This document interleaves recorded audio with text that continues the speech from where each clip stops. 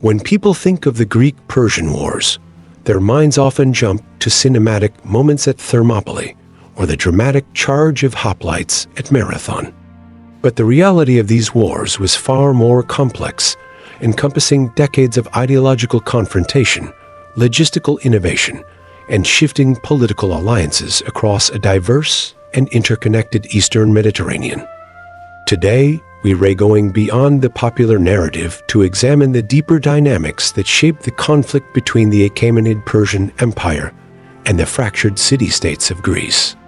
The roots of the conflict stretch back to the expansion of the Persian Empire under Cyrus the Great, who in the 6th century BC absorbed the Ionian Greek cities of Asia Minor into his rapidly growing domain. These cities, culturally Greek but politically subordinated, maintained a tense relationship with their Persian overlords. The tipping point came around 499 BCE, when the Ionian Revolt, supported in part by Athens and Eretria, challenged Persian authority.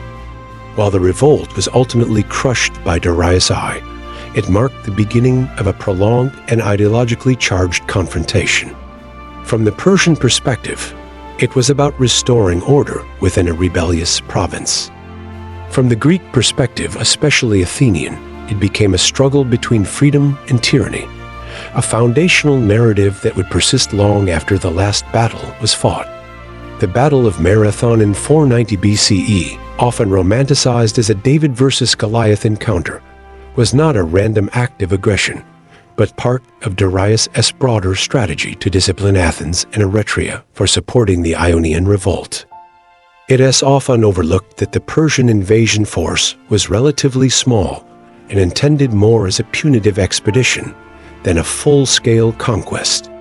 What is crucial here is the way the victory at Marathon began to solidify Athenian self-identity as a protector of Hellenic freedom, reinforcing a political narrative that would shape classical democracy and foreign policy for generations. However, the real turning point came a decade later under Xerxes I, when Persia launched a massive and unprecedented invasion of Greece in 480 BCE. The logistical planning behind this campaign was extraordinary.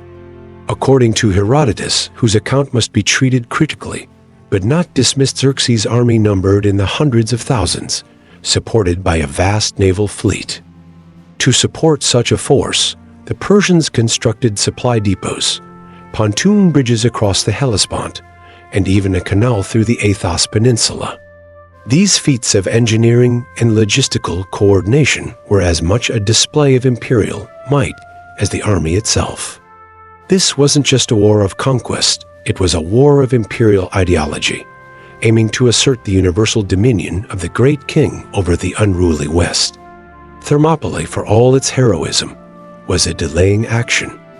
What followed the burning of Athens, the decisive naval clash at Salamis, and the battles of Plataea and Mycale in 479 BC represented a broader geopolitical transformation.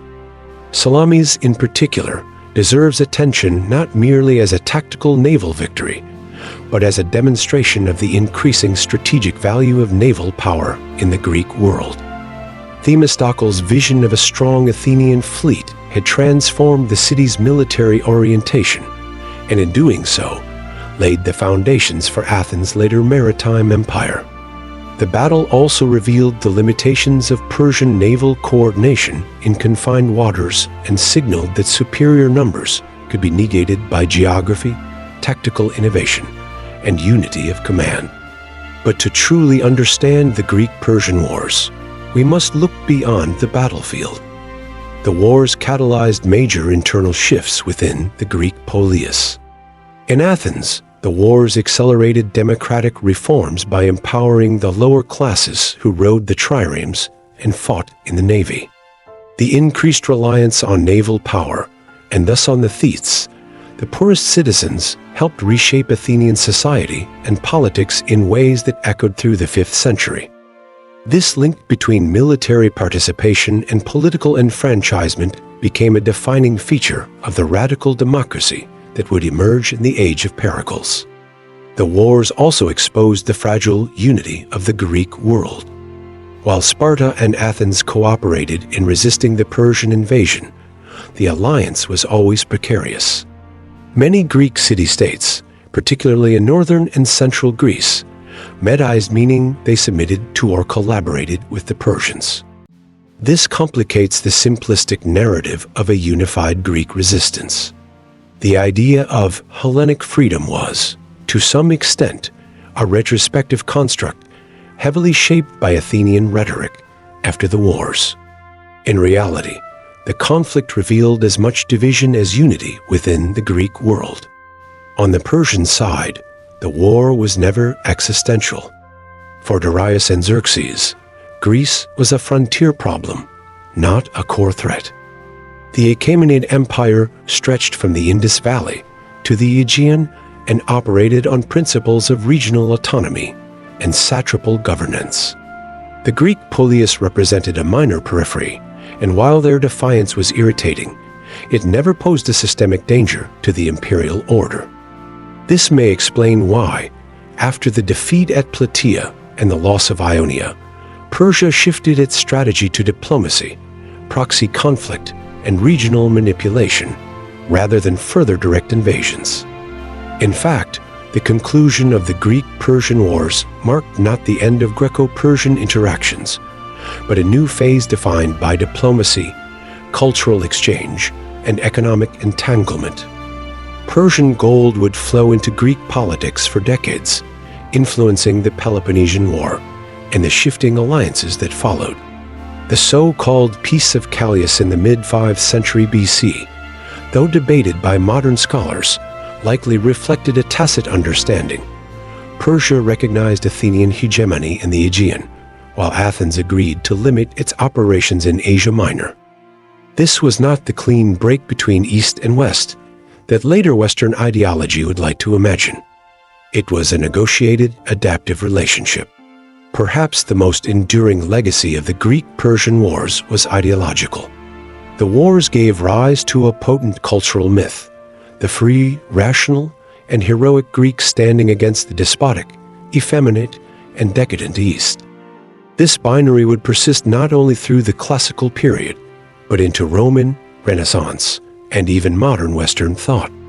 It was an early chapter in the long history of the West versus East paradigm, a concept that has been deployed, problematized, and reinterpreted countless times over the centuries. In the end, the Greek-Persian Wars were not simply about battlefield valor or defending city-states. They were about competing visions of order, power, and civilization.